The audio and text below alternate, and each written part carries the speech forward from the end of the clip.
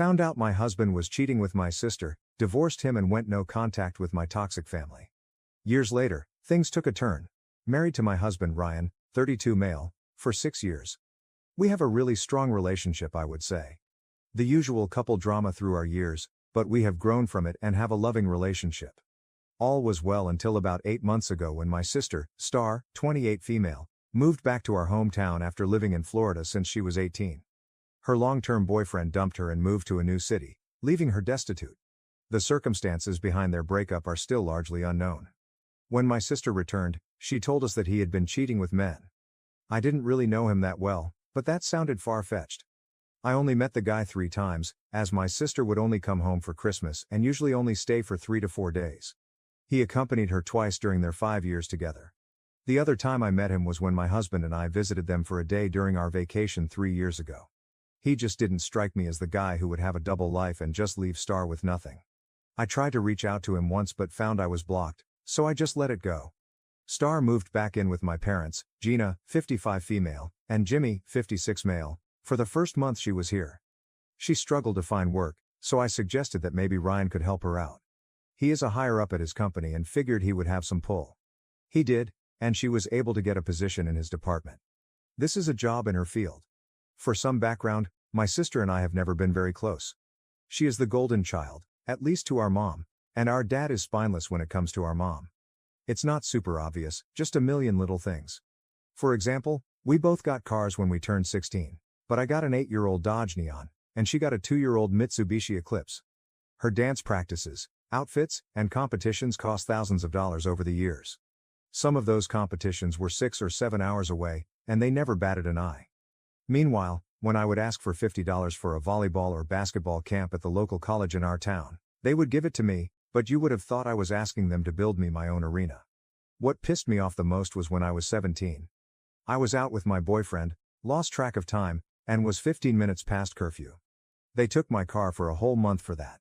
Then, when my sister came home 2 hours late and smelled like pot the next year, she just got a stern talking to. I wasn't exactly sad when she left for college and decided to stay in Florida. Despite all of that, she began spending more and more time at our house, which at first I thought was nice, as maybe she was making the effort to be closer to me. Then I started to notice that she and Ryan were getting rather familiar with each other. They would talk about seemingly anything at length. They started having their own inside jokes. If I tried to include myself, they would say, "Just a work thing." When I asked my husband about it, he just said they had a lot in common and were working on several projects together at work. The first real red flag was that, after about a month of this, she would be at our house when I got home from work. Ryan and I have different work schedules. While he has a traditional 8 to 4:30 workday, I work 10 to 7. This was pretty often. When I asked about it, I always got, "We had some work stuff to do." 2 months ago, I noticed something that had me questioning my own sanity. I make the bed every day before I leave for work. I always make it so the open side of the pillowcase is toward the edge of the bed. Star was over that day. When I got home, she ate with us, then went back to my parents' house. As we got in bed, I noticed 2 of the pillows had the cases in toward the middle. I asked my husband if he had been in bed today. He looked a little shook but said no. "Why do you ask?" I said. "The bed's not the same as I made it this morning." He told me I must have been mistaken then because no one was in the bed. I looked through his phone and laptop without his knowing and found nothing. Then again, they worked together 8 hours a day, 5 days a week, then hung out after work. Why would they need to text? I felt like I was losing my mind. 2 weeks ago, my parents invited us over for dinner. It was going fine until I saw something. Ryan was simply walking by, and Star lightly grabbed his arm. He turned to her, and she whispered something, and they touched foreheads together. It was only a second. Ryan jolted up and kept walking. Star then just kind of looked at me, smiled, and went back to what she was doing. I'm not an idiot. I know this is a mountain of red flags. I just don't want to believe it. I have been in love with my husband since I was 21 years old. I planned a weekend getaway to the city. I was going to ask him about things there. I really hoped it wasn't what I was thinking. Update: you are all right, and my world is destroyed. We went on our weekend adventure. It was a nice Friday night. We had drinks, we danced, we were intimate. The next day, we had more planned, and I almost didn't say anything. I really thought he couldn't be doing that with her and this with me. I was so wrong. We were almost ready to start our Saturday, and I point blank asked him if he was having an affair with my sister. He teared up and said yes, he was. My heart crushed. I asked him why. He said he was sorry. He didn't mean for this to happen. They just clicked, and before he knew it, they were kissing, then more. I asked if he had been sleeping with her in our bed before I got home from work. He just turned his head in shame. I left at that point. I had nothing with me but my purse, and I drove home without him. He got an Uber and arrived a few hours later with my other things. He tried to apologize, but I didn't acknowledge him. Through my tears, he packed a bag and left for a hotel. The next day, I told my parents. They already knew. They said they were sorry about what happened and told me Star had left last night and might not be back for a few days. I'm sure she went to stay with Ryan. That all happened 3 months ago. Our divorce is almost final. Ryan found an apartment to rent right away, and Star moved in with him. I am only contacting him in regard to our divorce. He initially said I could just have the house and the savings. I think this was guilt talking. Then, after a few days, he said that we would have to split the house. I know this was Star in his ear. I had already moved everything out of the savings into a new account, so there was no fight there. Just like that, 9 years of my life were gone. He has no idea what he is getting himself into. She is a narcissist and will throw him away eventually. Star has been exceedingly cruel during all of this. A few days after I found out, she tagged me in a Facebook post. It was a selfie of her and him, with him giving her a kiss on the cheek from behind. The caption read, "Feeling loved." It was disgusting. I logged out of my account and deleted the app off my phone. She texted me about an hour later, saying, "Sorry, sis. Didn't mean to tag you, no hard feelings, I hope we can still be close. You'll meet your soulmate someday too." I blocked her. I blocked her on everything I could think of. My parents haven't been any better. They pretended to be sympathetic in the beginning. When I told them I was going no contact with Star and Ryan, my mother looked at me and said, "I'm sorry this happened. It shouldn't have happened this way, but your sister deserves to be happy too. You'll meet someone, and then we can put this all behind us." I got really upset and told them what Star had tagged me in the text she sent me. My mother said, "Well, you shouldn't be on that stuff anyway." My father hasn't said a thing this whole time. He just sits there. I asked him once what he thought, and he just said, "I agree with your mother," then walked out of the room. I am going full no contact with them as well. The house will sell soon, and I'm moving to a different state. I am not telling any of my family where or when. I haven't told them that's my plan. I'm just done with all of them. I wish them all the worst. Update. Hi, everybody. I know it's been 4 years since I last updated everyone, but we had a major situation happen. I will start on giving you an update on myself. I am recently engaged. It took a lot of therapy to get myself back out there. I tried dating right away once I got settled here in Minnesota. I went on one okay first date, and then I got shown just how much of an insufferable ass he was. I swore off men forever after that.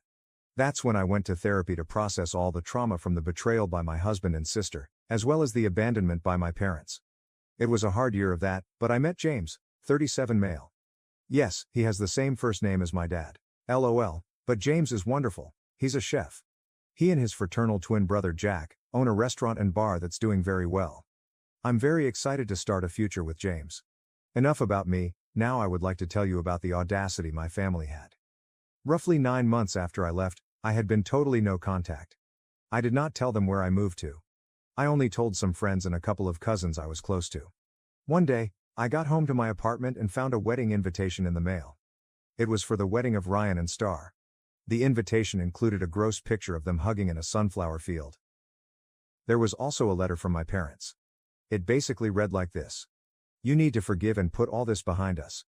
We know things didn't go the best, but we're a family, and families work through problems." They also claimed Star wanted me to be a bridesmaid, just like she was for me. What? The actual F. That letter reopened all sorts of old wounds. At the time, my therapist got a lot more business because of it. Today, I find it hilarious, but then? Not so much. I did not respond at all.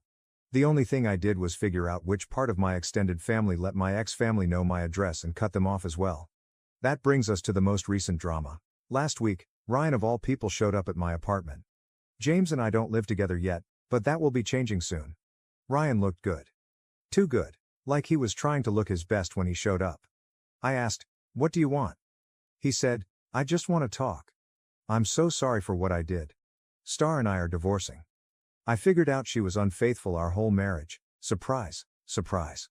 I don't expect you to take me back, but we should talk and get some closure for both of our sakes.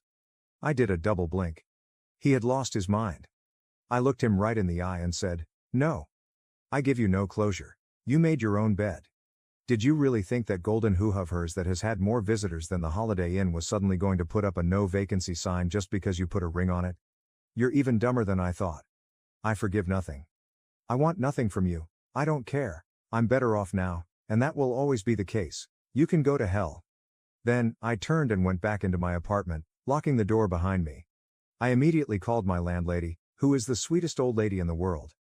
I've gotten kind of close to her over these 4 years and she knows about my previous marriage. Ryan was still just loitering out in the hallway. A few minutes later, her 2 nephews that helped maintain the apartment grounds were there, letting Ryan know he was not welcome here and was on a ban list. If he returned, the police would be called for trespassing. I was hoping that would be the end of it, but it wasn't. I have a fairly easy 9 to 5 work schedule now. Because of that, I go to the restaurant almost any night James is managing. I don't get in the way, just hang out and enjoy the few minutes here and there he can give me. I've become good friends with a lot of the staff, which include a lot of James and Jack's family, and it's really the family environment I always wished I had. I am there the next night when Ryan walks in and just comes and sits at my table. It was a slow Tuesday. James noticed and immediately came over to check on me. He recognized Ryan from photos I had shown him. Ryan stuck his hand out to James. James just looked at it, then asked me, "Want me to kick him out?" I said, "Not yet. I've got a question or two." Ryan perked up like he was winning or something. "What a tool." I asked him to tell me what happened between him and Star. I'll admit it was pure morbid curiosity. He told us she was having at least 2 affairs with married men. Old habits die hard, I guess. This was 2 years in. It was a tough time for me, he said. Eyes roll. I interrupted. "You are not that dumb though. Did you protect yourself, or did she get half of all your stuff?" Ryan replied smugly. "I stuck it out almost another year with her so I could start stowing away savings and sold off some assets. In the end, she got a fraction of what she would have." I asked, "And what happened to her then?" Ryan replied, "She had to move back in with your parents again." Again, I satisfied said, Yes, thank you, that's what I wanted to hear. You can go now." James. "You heard her. Out of my restaurant." Ryan. "But no, I want to." I cut him off. "No forgiveness, no closure. I just wanted to know my loser sister was back living at home. Get out." James stood and pointed at the door. Ryan looked around and saw he was being glared at by the bartender and 2 members of the waitstaff. He stood, tuck-tailed, and turned towards the door. James started. "And if you ever come back?" Ryan quickly interjected. Yeah, I know. Cops, trespassing." After he was gone, I got checked on by almost everyone around. It was nice and embarrassing. My future in-laws, who I adore, called me. They demanded I stay with James the next couple of days just to be safe. It was really sweet. I have never had a family look after me like this. I didn't hear from Ryan again, and hopefully, I never will. Update. Hi everybody. I didn't think it would happen, but I have another update for you all. First, to me, I am now a 41-year-old mother of 2, 6 male and 2 male. James and I are doing really well. I now work as a part-time office manager for the restaurants and a semi-SAHM. James' cousin bought into the business, and we opened a second location 3 years ago. It's been a lot more work, but with the 3 of them staying heavily involved in both locations, we are successful, and it affords each of them some level of personal time. It wasn't ideal, but I'm pretty sure I got pregnant staying with James when his parents demanded I do so after my last posting. They now joke they always wanted to be grandparents, and it was all part of their plan. Now for the update. After the last time when Ryan tracked me down, I figured it was only a matter of time before my parents or sister showed up. It didn't happen right away. I eased up some as I felt I had a full support system and rejoined social media. I stayed no contact with much of my family, including extended, but I also didn't have any illusions that they wouldn't be able to find me if they tried. It wasn't until after our first was born that I got my first message. It was from my mom. She gave a half-hearted apology, said something about forgiveness, and inquired about her grandson. I was just going to block her, but the implication that my child was her grandchild I found insulting. So, I replied, "You do not have any grandchildren. I am not your daughter, and thus my children have no relation to you. If you want grandchildren, then you should encourage Star to get out there and do what she does best. At that point, I blocked her. She made new accounts and tried contacting me for a while, but I always just declined or deleted any requests or messages. That brings me to the recent drama. I was getting bombarded with requests, messages, etc., to contact them. I read some, and it was a sob story about missing out on the grandkids' lives and wanting to make amends. I really didn't care. I had no intention of ever including them in my life again. Then the more shocking thing occurred. Star started reaching out to me. She wasn't saying much other than she very much wanted to speak to me. After this went on for about 3 weeks, I agreed to a Zoom meeting. Just me, no kids. When it started off, they kept asking to see the kids. I was steadfast. It wouldn't happen. They had 3 grandparents, and that was it. James's mom, dad, and grandma. I kind of was getting the idea that this was about something else. Star looked kind of terrible, and my parents were looking old and tired. As we started to talk, they began apologizing for everything that occurred, even Star. She said she was wrong to do what she did and that she wishes she could have her sister back. That was a laughable thought. Mom then took over and went into her usual garbage about being a family and looking out for each other. When she was done, I just looked at them and said, "Is that all you got? I'm going to go." Then they yelled for me to wait, and the facade dropped. The real reason was about to come out. Apparently, Star has been having health issues for the last couple of years. For whatever reason, her kidneys are failing, and she needs a transplant. That's why they so persistently tried to get in touch with me. A family member is the most likely to be a viable match. I asked them directly, "This is why you call me? You want me to save her? After what she did? My husband wasn't enough, now she needs a body part from me too?" My mother snapped, "Stop being like this. All of that was a long time ago." She began choking up and crying as she continued, "I get it, you hate us, but she is going to die if she doesn't get a transplant soon. Is that what you want? I know you think she wronged you in the worst way, but please, just this once, can we set that aside?" I got quiet. I wanted to see if they said more. Eventually, Dad actually started to talk.